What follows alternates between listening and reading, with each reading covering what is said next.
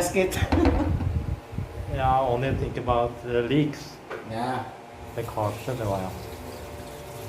Det var gummi som kan være nyttig å ha på.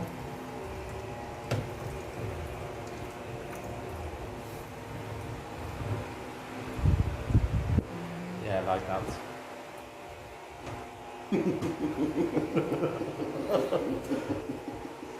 You get things on the floor. I don't know if I like it that much.